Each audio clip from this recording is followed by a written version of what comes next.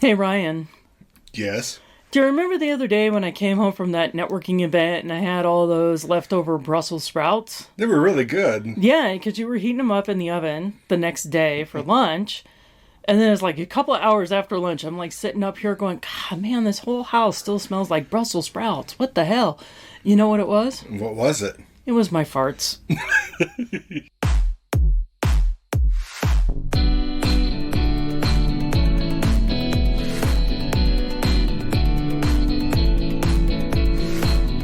Welcome to another episode of Coyote Tales with me, your host, Donna Shannon.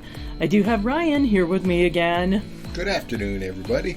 And I have a very important piece of news. My grandson Maddox has reached an important milestone in his life. It's something not just I think every boy goes through, but every child. Every child, including myself. Yeah, well, you are a boy. I am a boy. But I went through it too, and I'm not a boy, so... can you guess what it is? I have no clue what it is. He's 11. What could it be? Well, you know what? He got caught looking at porn on the internet. What's wrong with that? He's 11. That's about when I started looking at porn. Difference is I had to sneak the Playboys out of my dad's, underneath my dad's bed and sneak him to the bedroom and make sure he wasn't one that he was currently reading. Yeah, well, that's, number one, that's funny because your dad's gay and it's just funny that he had Playboys, but... Well, he had Playgirls too. Oh, yeah. And you're Later. like, yeah, and you're like, why does my dad have this? Right? But, so here's what happened with Maddox, is, Adam, his dad, goes walking in and he's like, sees him on his tablet. And he's like, we gotta get going. And Maddox is like, ugh. And he goes, what are you doing? Looking at porn? He's like, ooh. He goes, you're looking at porn. Well, that's the problem with porn nowadays. It's too easy for kids to get to. Yeah, but at least he stayed classy. Do you know what he was looking at? I have no clue what he was looking at. He was doing some, like, cam girls. Oh, okay. You know, where I had to ask Jasmine, what do you mean, cam girls? I have no clue what cam girls are. So, you know, it's like the girl is on the camera and, like, would do things. But apparently, when Adam caught him, it was just, she was dancing around in her bra and panties. Well, it's because you got to pay money for the... Oh, I don't know anything about that. I've only heard you have to pay more money to get more. Right. Okay, so my experience with internet porn goes back to the early days of like 98 and 99. That's a dial-up signal. And oh, I thought that's what you were going. That's what Adam said. Yeah, so... And back then, if you wanted to see anything good, you had to put a credit card number in. Right. Now, 90% of it's free. Oh, that's so scary. You know why I don't look at porn these days? Why? It's not because I'm not interested in it. It's because I'm really, really scared of computer viruses. Well, I agree. Hackers, computer viruses, malware, all that shit. Yeah. So it's like, yes, I would like to go look at some dick pics, but... how do I know which ones are not going to give me diseases? Literally. Yeah. You know, computer diseases or any kind. I'm just like, I'm certainly not a prude. I'm just paranoid. There's nothing wrong with being paranoid. Yeah. So. I got a story to tell you. Okay. So people ask me, why do I get up so early in the morning? Uh-huh. Do you know why I get up so early in the morning? I do. It is called, for me, it's called the golden hour. I wake up in the house so early it's before anybody else wakes up, so I can go down and people think I watch porn.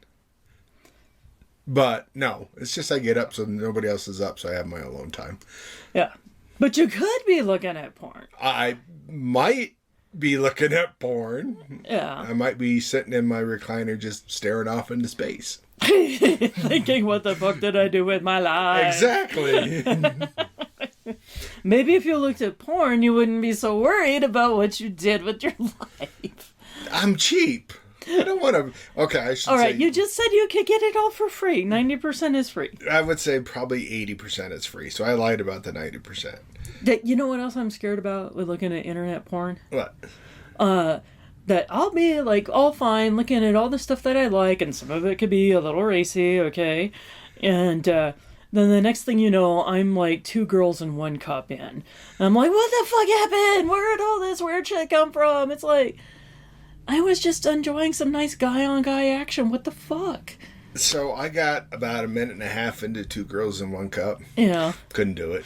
I haven't even done that much because I'm like, I have heard bad things about It's bad. that. I think it's one of the, I threw up. And I don't throw up a lot, but I did the... Thank God the trash can was right next to me. It was that bad. Yeah. Yeah.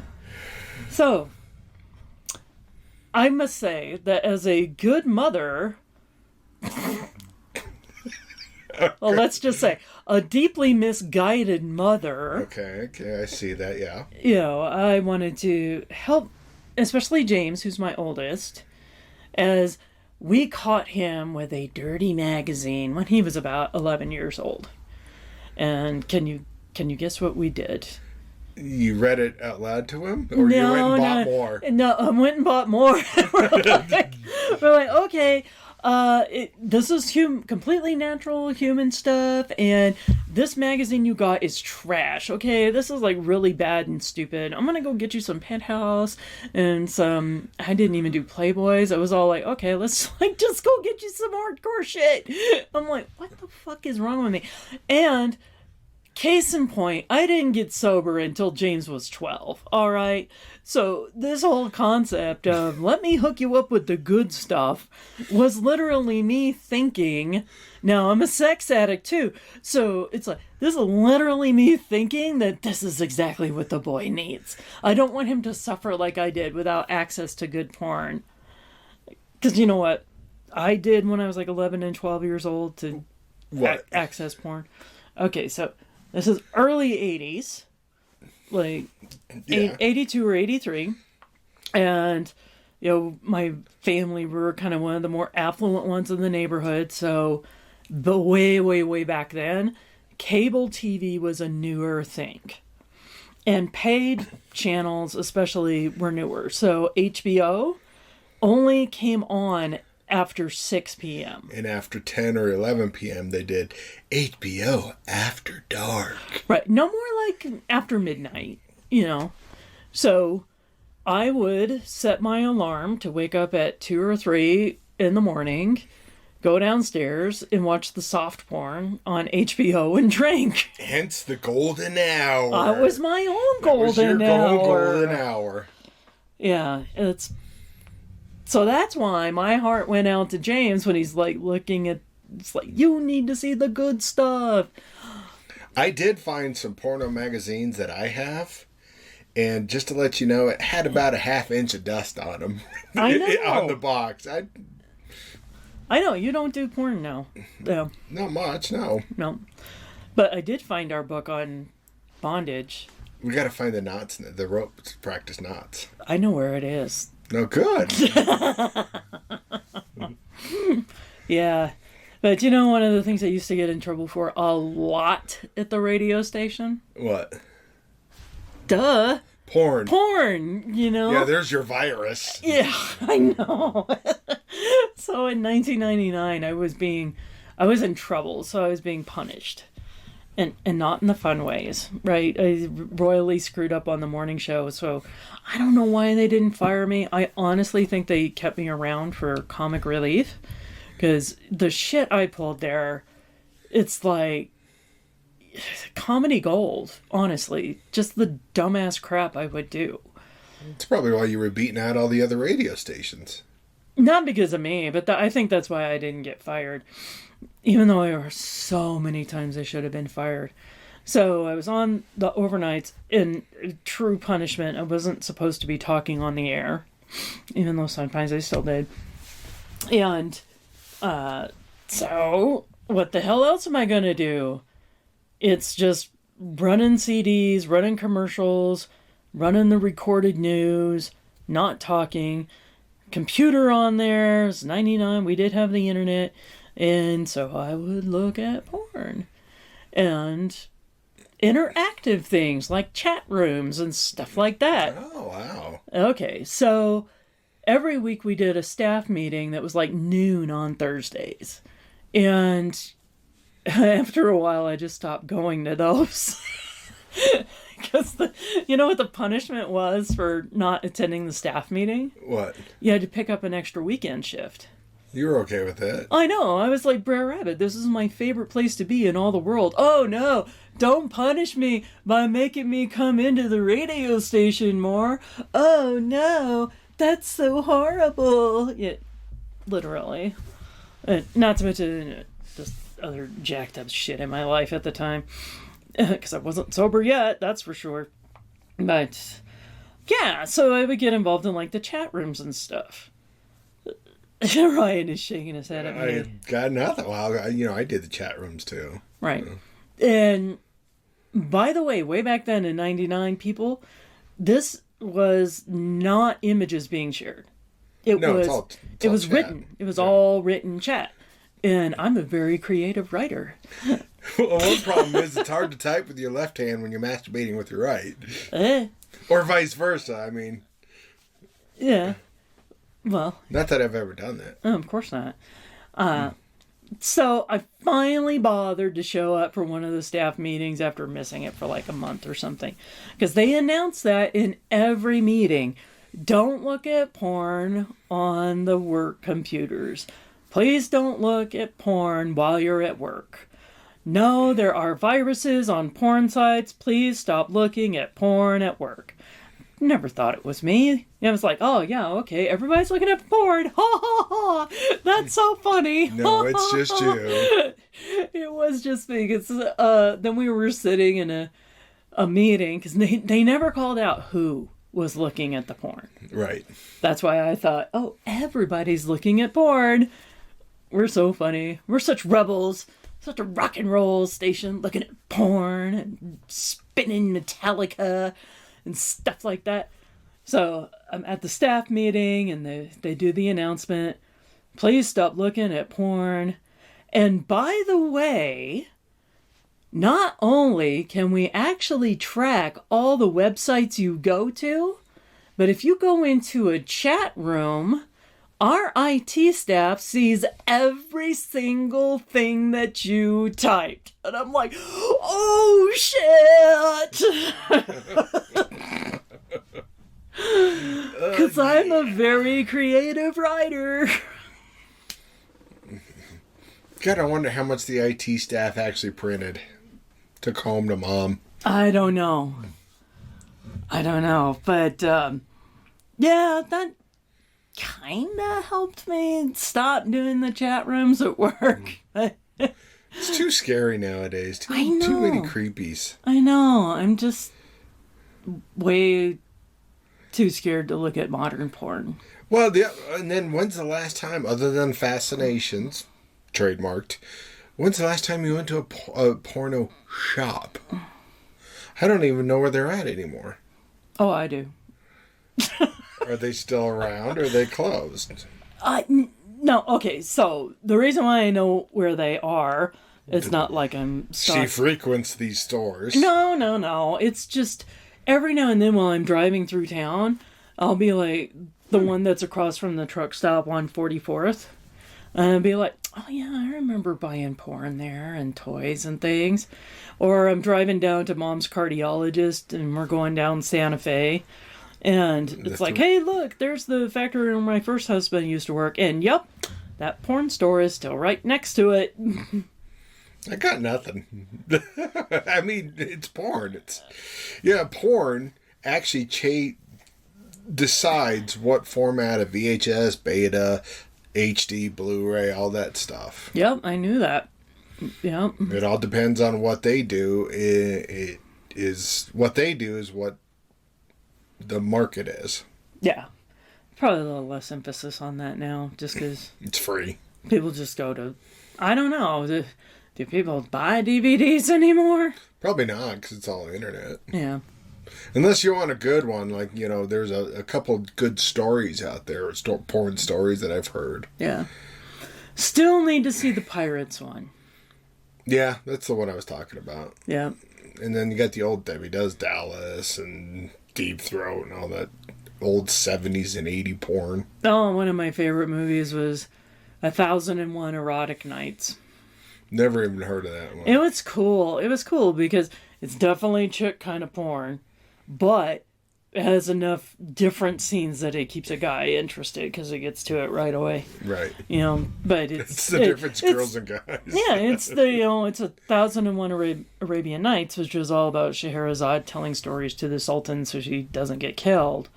She keeps his interest by telling him stories every single night. So she starts telling stories, and then every story is a different porn story. Like, my favorite character in all this was there was like a time traveler guy who would go back to all these different periods in history and fuck the women, of course. Of course. Yeah. I still vividly remember his foray into feudal Japan. That's when I realized Japanese girls are nice. All right, anything else you want to discuss today? Oh, that was the good old days, huh? Yeah, it was a lot harder to get porn back then, though. Yeah. Yeah. Not if you knew where to shop. And now I can give you a map of where all the main stores were. No, I don't need a map. I've got the internet. Yeah. You don't need. Yeah, you can look at pictures, movies, videos. Mm-hmm. Who needs it? I have porn DVDs. I don't need to buy any. I have 3 or 4. Right. And then, of course, there's OnlyFans, which really scares me. Oh, yeah. OnlyFans are tweens that want to make big money. Or, no, it's not just that. It's people like us. It's everyday, normal people. Fat, old, lumpy, saggy bodies will do things on camera for you.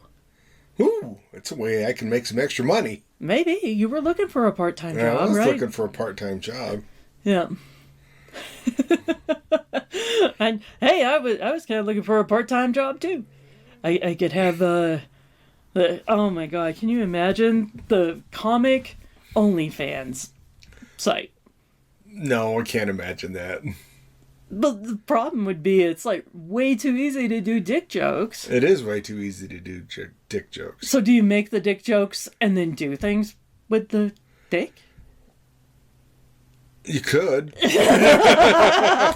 I think we've got our own new weird subgenre going. Yeah, it's probably already out there. Yeah, but just remember that's most comics do this because they're not good at sex. Good point. And there's every kind of porn category out there. All you got to do is look. Yeah. Yeah. Which is scary. Yeah, see? Again, before you know it, you were just enjoying some nice, normal threesomes with a midget and a Japanese girl.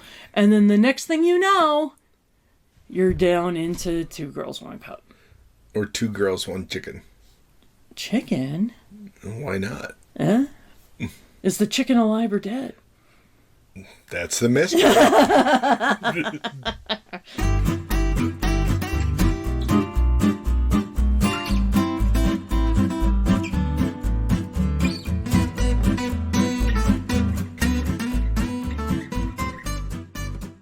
All right, it's time for yet another episode of Well, That Pissed Me Off. I have a special guest here, Dia Kline, who's going to give us what pissed her off. Say hi, Dia. Hi, I'm already pissed off. Oh, yeah, you're always pissed off. I'm always pissed off. I'm always angry. Great.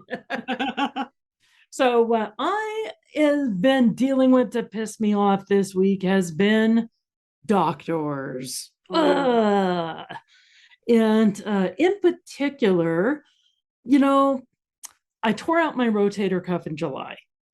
And I knew it the instant it happened.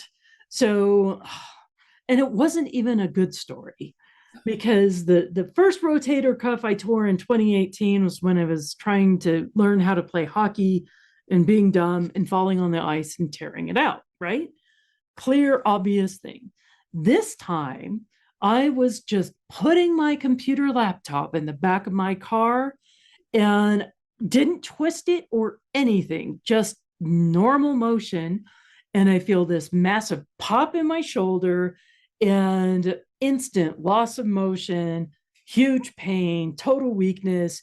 That second, my brain was like, I just tore my rotator cuff. Because, you know, you feel that once, it's a pretty distinctive kind of thing, you know? I think so. Right. So I'm like, oh shit. So I go to the urgent care the next day, and I'm like, because that's what you do, right? Especially if you're in agonizing pain. And it's the first step on the journey to getting any help with something like this. So I'm getting checked in, and the doctor there was awful. I have not put in complaints on doctors before, but I am ready to do it on this person. So she gets me back in there, and she's like poking around on my shoulder, trying to do things with it. She goes, okay, we'll get you x-rays. So we do the x-rays, and she brings me back into the room, and she's like, well, your shoulder's not broken. I'm like, well, I know my shoulder's not broken, bitch. I told you I tore my rotator cuff. And she's like, no, you just have a sprain. And she goes, the ice, heat, here, do these exercises. And she's looking at me like I'm an idiot, right? And so I'm like, what about some painkillers? Oh no, we don't do painkillers for this. And I'm like, what? She didn't even ask me the pain scale. You know the pain scale, right? Yes, I do. Right. So what's your pain on a level of 0 to 10? And this may sound stupid, but I like predetermine what my pain level is going to be. I have been sick and damaged and injured enough that I've got it memorized. I know exactly what the numbers mean. So it's all like, okay, my number is, if I move it or try to move it, it's an 8. If it's just hanging here, it's a 6. And 6 means I'm barely dealing with normal life. 8 means I have to do something about this because something is wrong. That's what those scales mean. And she's like, oh yeah, we don't do painkillers for sprains anymore. And I'm like, what? And here's the thing that really pissed me off is I got better treatment from the triage nurse. Because I went back and she's like, well, what happened? And I said, well, I tore my rotator cuff. And she's like, have you ever had problems with your shoulders before? I'm like, yes, I tore out the other one in 2018. And she goes, oh, so you know. Duh, because you feel that once, it's pretty distinctive. This Yahoo of a fuck off doctor didn't even bother to ask me if I had problems with my shoulders before. It was awful. It was awful. It was less than 5 minutes. She didn't even do the full range of motions test. She didn't do the weakness tests. She didn't do shit. So that meant I had to schedule an appointment with my regular doctor, who's not that great. And I know you're probably thinking, Donna, why don't you change your stupid doctors? And I'm like, it's too much of a hassle. And then something breaks on me. And I'm like, God damn it, I needed to change my doctors. It's too late now. Besides, we have Kaiser, and Kaiser is cheap. But there you go. There we go. And so I go and I see my doctor. And the other thing is, like, I have weird heartbeat issues, like racing heartbeats and stuff like that. And here's the other thing is, I'm also a hypochondriac. I know this, but I also have rare shit that happens with me. So that whole thing of like paranoid people where you're like, oh, yeah, I may be paranoid, but they're actually out to get me. Well, yes, I may be a hypochondriac, but I'm also like dying as you look at me. Rare side effect right in front of you. Yes. I tore out my rotator cuff putting a bag in my car. Dumb shit happens to me, and it's all rare shit that happens to me. It just is. So anyways, this dumbass doctor of mine, I've had issues with her for years because I'll come in to like get something done, and she'll, like, for example, one of the last times I went in for like really, really bad coughing, congestion, couldn't sleep at night because it was waking me up. And she's all like, well, I could give you some prescription cough medicine since the other stuff isn't working. Would you like to do that? Would you like to try a round of meds? I'm like, I don't know, bitch. You're the doctor. You decide. I didn't know it was a multiple choice treatment. I know. It's like, oh, let me just fucking pull out my WebMD and look it up. And they piss me off so much. And I like turn into Jesse Pinkman every time I think about it. I don't know. You're the doctor, bitch. So, anyways, I'm like, look, my shoulder's still messed up. I have this massive pain. I know I tore my rotator cuff. And this is like a month after, or a few weeks after the urgent care. And I gave it time. I did the exercises. Nothing got better because you know why? You know why, Dia? Yes, it always goes away when you see a doctor. Right. No, it because I tore my rotator cuff. So she gives me the write up, and every time I go in, I have to go do a bunch of stupid tests, and it's Kaiser, so it takes forever to get on the loops, right? So we get the heart test going, which was a monitor I had to wear around for 2 days and then turn it in. But then the next step with the shoulder is get an MRI done. And I didn't even bother to ask for painkillers this time. And the only reason why was because I know I'm going to need surgery. I already know it because I'm just so jacked up. And here's the thing my orthopedic surgeon told me the last time when he didn't renew my Vicodin is he said, if we give it to you now, like 6 weeks before the surgery, because you could get built up a tolerance to it. And then when you have your actual surgery done, afterwards, the medication's not going to be as effective. And that's when you're really going to need it. Because if you've never had these surgeries done before, rotator cuff surgery is extremely painful. It has a very hard recovery period, and it lasts for a really long time. We're not talking about a fun trip here. So current tear, get the orders to get the MRI done. And I finally get that off, taken care of like about a week ago. I'm reading through the results because I'm also crazy and I do know how to look up everything on WebMD. If I don't understand a term, I go and look it up. I've had people die on me before. I had a son with a seizure disorder, managed my mom's care. I'm pretty well versed in medical terminology. So by comparison, the tear in my left shoulder, the first one, was a 2-centimeter tear. Full thickness, that means it tears all the way through. It's off the bone, right? Ooh. And by the way, a large tear is 1 to 1.5 centimeters. Oh, that's huge. That's huge. The new tear is 2.2 centimeters plus a 0.5 centimeter tear on the tendon in the back of the shoulder, a torn bicep, and a torn on the muscle that kind of connects like the bally part. It's not the pec, but it's the muscle right above that one. From a computer bag?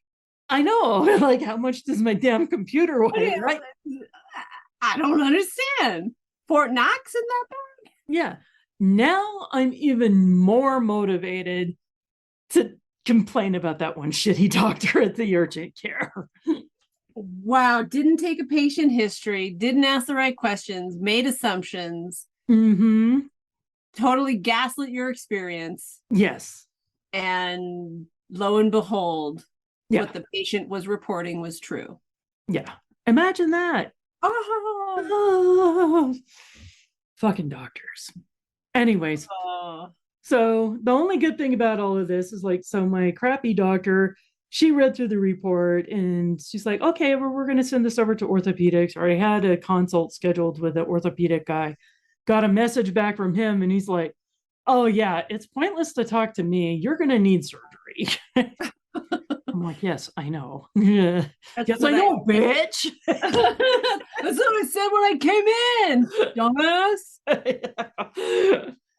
Oh, so the good news is that orthopedic doctor, because he would have evaluated me to see, oh, do we do steroid shots or physical therapy? He's all like, nah, forget it. You no, there's no other solution. You're going to need surgery. Yeah. So he gave me the names of the surgeons, changed my appointment. So now I have an appointment sooner with the surgeon without having to deal with some extra bullshit. Good. Good. Well, happy ending, but talk about having to be your own advocate and nobody even listening. I know, damn doctors. Anyways, so Dia, what has pissed you off this week? What pissed me off this week is an occurrence that pisses me off constantly because three-way stops are a thing. They're kind of everywhere. Yeah. So it's not the three-way stop that pisses me off. It's the mansplainer who manages the three-way stop. It's what? The idiot.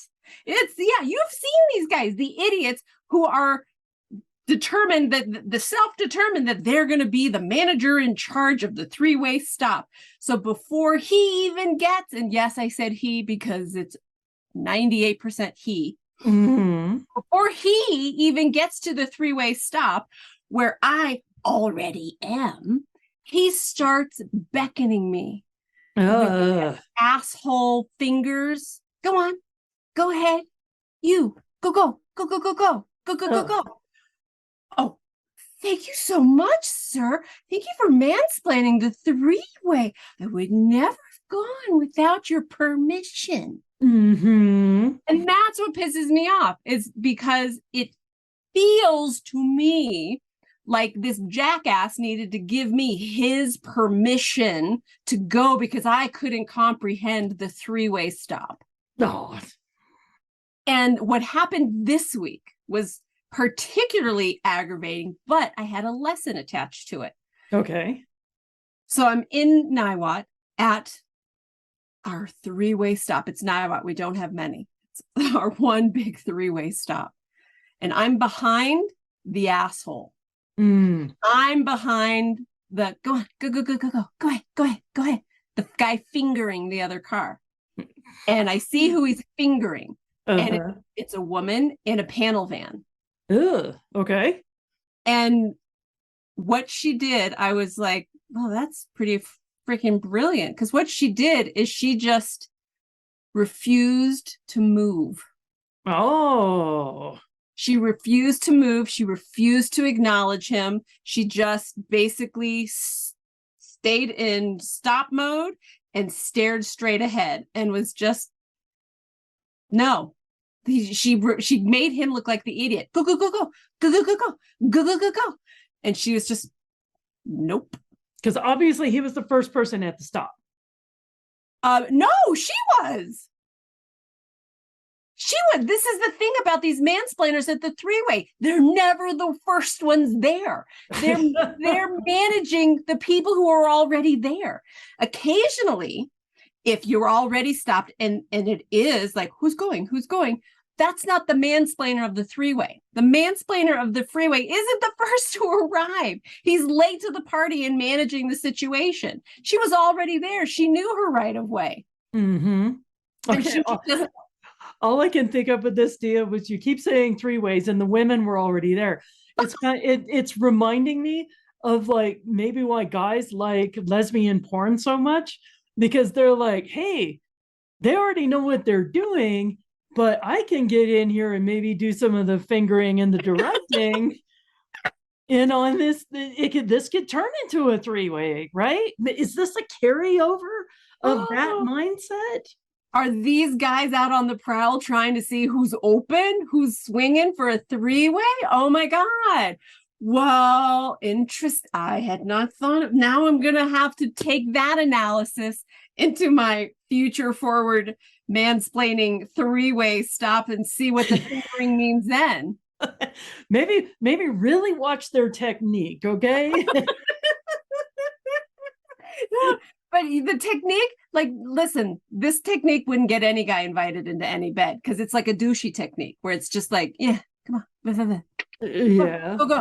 Go. It's like, are you rushing me? Are you rushing me to come? Oh my God. See, look, Donna, this is a parallel. You don't tell me when to go. You don't tell me when to. I know when I go. I know when I can go. Don't finger me. Keep it to yourself, douche. Oh my goodness. Okay, so maybe my rant is now turning into a sociological experiment. I'm turning Margaret Mead on this. Yep. Ah, interesting. Well, I usually go off on the mansplainers at the three ways, and my daughter disagrees because she is a new driver. So she's like, I appreciate them telling me I can go. Because I'm not comfortable at 3As. And I'm like, you're ruining it for the rest of us. And then when I drive with my partner, Mark, he's like, he's just being nice. I'm like, no, he's not. No, he's not. He's mansplaining the three-way. He thinks that nobody else would know what to do until he got there. Mm-hmm. Well, there's a 4-way stop right 1 block from my house. So sometimes I'll see those guys like that. But you know what? I'm already in motion. So I tend to be a little aggressive at the stop sign.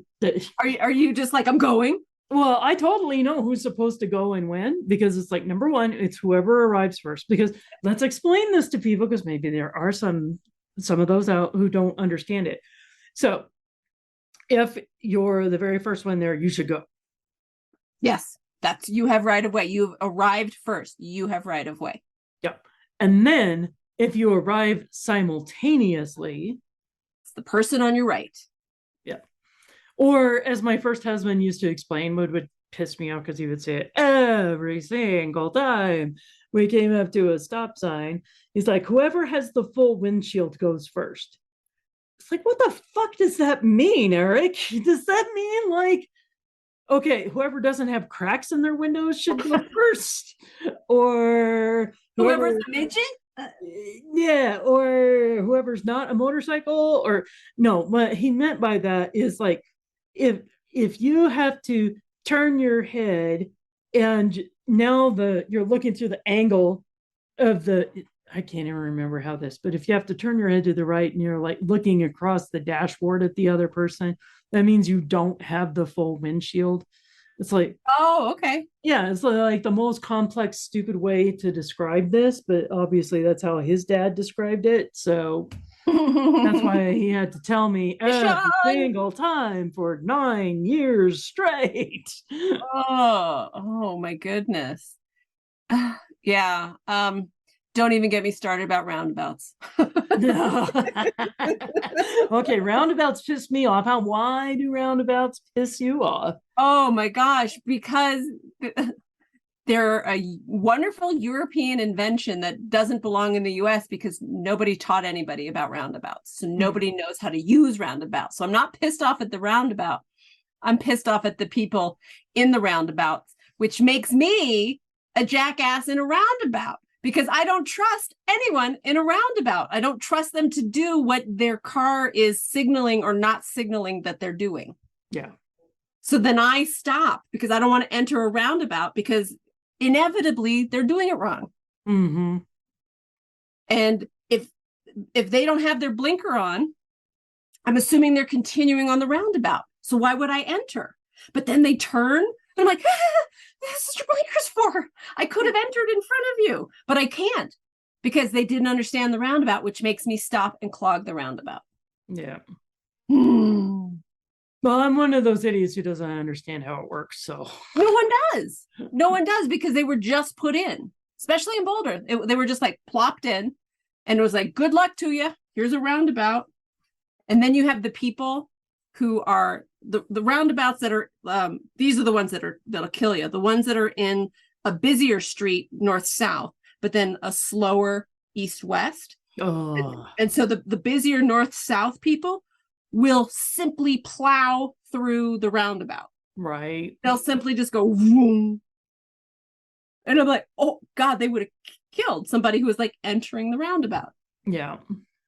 Yeah, it's crazy. It's so dangerous. Yeah. So dangerous. Well, so I almost killed Ryan one day when they changed the rules to the stoplights here in Arvada and didn't tell me. Yeah, because obviously I needed a memo from the city. Did they stop like no right on red? So they went through a huge expense and put through or changed all the turn signal lights so that there's now green, blinking yellow, and red, no turn, or just no special turn light for it at all. So I didn't see that change go in. I didn't get the memo. Nobody told anybody on the news. I watched the news every day, didn't see anything about this.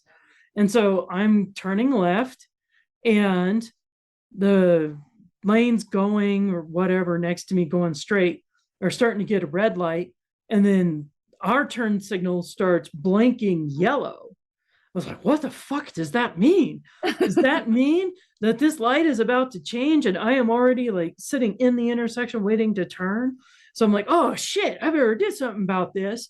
And so I start doing the turn, and then there's freaking cars coming at us because that's not what a blinking yellow light arrow means. What does the blinking yellow arrow mean? I've never seen a blinking yellow arrow. It just means yellow. It just means yellow. It just means caution. It just means, hey, fucker, you can turn if you want to, but if there's cars coming, don't. That's all it means. It's the reiteration of the obvious of it, proceed with caution. If it's clear, go. If it's not, you should stop. Yes. So why the fuck is it blinking? So it's blinking at me, and I'm like, oh shit, the world is ending and gonna get stuck in the middle of this intersection and hit by these people trying to come out of the Lowe's. Oh my god. Yellow, that's usually see blinking yellows like falling rock, right. 10 mile an hour curve, right? Like danger, like aware dangers happening around you, be cautious. Yeah, so I did the turn, and these other cars were coming at us, and Ryan's on the passenger side because we're turning left, and he's like, because there's cars about to hit him, and it's like, oh shit, hit the gas to go 80 miles an hour into the Lowe's parking lot. I don't know what a blinking yellow turn signal is. Wow, I'm surprised the city didn't invest in education on that. I don't know why. Like at the very least, a sign that's on every blinking yellow turn. Blinking yellow means just like no right on red. Okay, I know I can't turn right on red on this intersection. Yeah, they spent all the money to change the lights. Let's get the president. Why didn't they put a sign there too? You're already into it. Yes. Seemed like a great use of our tax dollars. The worst road system I've ever seen is in Tucson, Arizona. Really? They have, I don't even know what it's called. I don't even know if they still do it, but they used to or still do have this system, this like 4 or 5 lane busy road system where at certain times of the day, it's kind of like a HOV lane where certain times it's open one way and certain times it's open another way. Yeah. So these busy lanes change at like 2:00. It's now north and not south going traffic. Oh my god. And you're just and it's just like how do I know I'm not, who says so? What? And it's like a street sign posted with all of these like complex life important supporting rules of the road on a little sign, and you're like, wait what? And they had like little those things that hang above the lane, like arrow, green arrow, red arrow, X, and I'm like, what? Wait, how? Then I'm like, where's my green arrow? I don't understand. Never want to drive in Tucson. I don't understand that system. All right. Well spoken. You're from Tucson. Do you know what I'm saying, people? People know what I'm talking about. All right.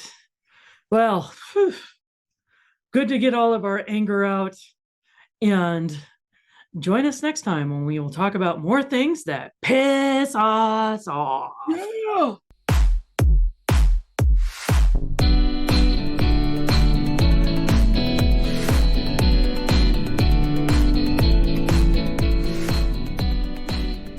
Donna Shannon's Coyote Tales is a production of Coyote Visions Productions and is hosted by Donna Shannon. Ugh, nothing redundant about that. Theme music is Coyote Strut by James Ney. All other music is ethically sourced and licensed from sounddogs.com and epidemicsound.com. And we paid for it, I swear. We can provide receipts if necessary. All the stories you've heard are true. Only the names, events, and facts have been changed for our own amusement. In the immortal words of Obi-Wan, so what I told you was true from a certain point of view. Find all of Donna Shannon's website and social media links at Linktree. That's linktr.ee/Donna Shannon. Follow us and find out all about upcoming shows and live performances. Now go out there, enjoy life, and grab some tales of your own.